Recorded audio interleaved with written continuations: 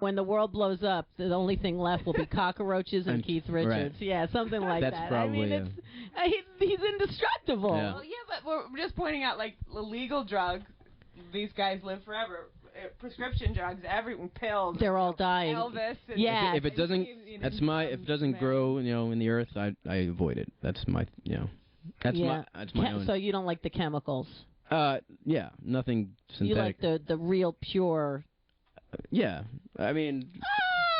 It's going to be legal in California by the end of it'll the year. be legal here. It's going to be legal everywhere. It's going to be legal at some point. I mean, it's ridiculous. Yeah, the way I mean, alcohol is as poisonous as anything. Absolutely. Well, yeah, but you got to be 21 to drink, but you don't have to be 21 to take the day after pill or get your drugs and your parents pay for them. That is ridiculous. Or also, if you get a medical marijuana license in Cali, you can be whatever age probably, or at least 18. It just makes no sense to me. It makes no sense, and I had a thought and it just flew out of my head. And I say let everyone do all the drugs they want.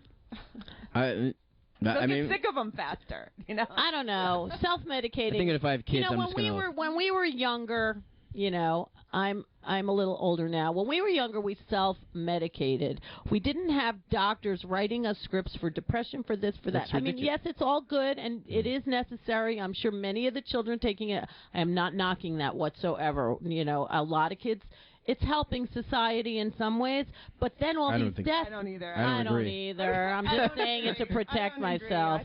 I'm saying it to protect myself. Oh, right, because it's your show. No, not even that. No, because I know kids that, feel that it's a crutch. They would go out and get, we went and found it. And then sell it at school. Yeah. I know. But it's also like, I mean, I just not think good. about People when I was growing up. Adderall and snort it. But yeah, it's so extreme. Like when I was growing up, like the first time I heard about pot was like in the bathroom in high school when I was, freshman. Smoking in the boys' room. Yeah, and then within a year, I had friends that had tried it, and then it just gradually worked its way through my circle of friends, and then I was like, it's like one of those things. You have enough of your friends that do it first, and you're like, all right, if they did it, if that guy did that, and so that's how it was for me. No, it's not peer pressure. No, there was no peer pressure. It's just slow. Exactly. Not like slow acclimation. He's not like the Hernan Castillo. No. He's a sailor. The guy who went on before you, yeah. Oh, okay, yeah. Yeah, but that's okay. You look pretty healthy to me. I'm okay, yeah. You look like a healthy, nice guy. I am a healthy, nice guy. That's singing his heart out and doing well musically and having fun, and you're going to go have his family at Passover. Yeah. Well, yeah, and he's going to go have a great time in Texas. Yeah. And Austin is so not Texas, so you'll be totally fine. Right. And I'll get lynched. No, not in Austin. I don't know about San Antonio though.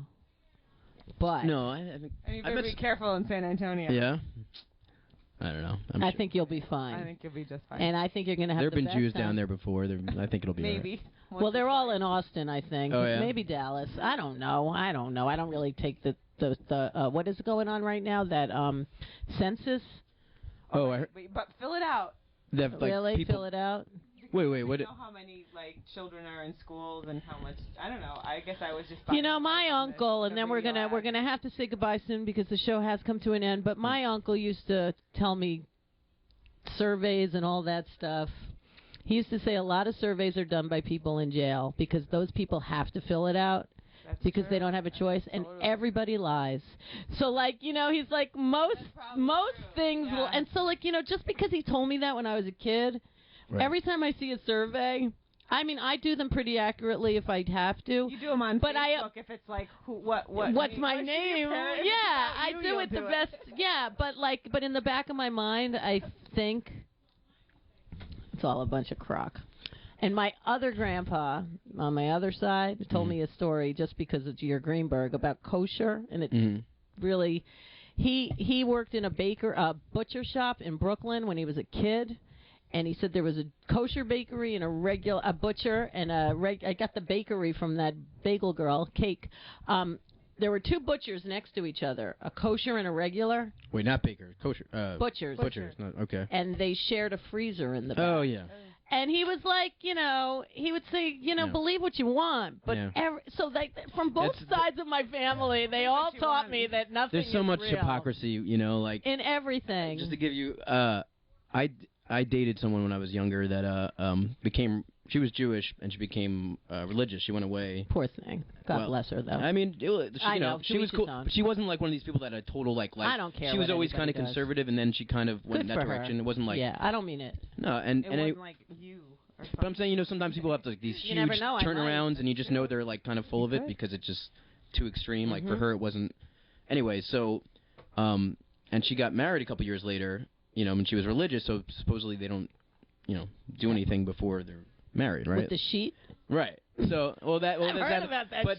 But I went to her wedding, and I had the weird feeling of like, maybe we were together in high school. And, did you do anything? Well, we did things. We didn't do everything. But I'm saying it was still like the thought that maybe I'd been closer than the person she was about to marry. That was really weird. But anyway, according to my grandmother, my 92-year-old grandmother, who says, she's like, they do things. So, I don't know. It's like, I just... Yeah, everything is hypocrisy, exactly. And on that note, we love hypocrisy because what else is there in this world? Right. So I want to thank all the wonderful guests. I want to thank Phoenicia, Caitlin, Ashley, the interns, everybody today. March 10th, Kelly Britton, Craig Greenberg, and Another Day Bites the Dust, March 10th, 2010. Ruin Who, arismaradio.com. Hope we come back next time. Bye. Bye.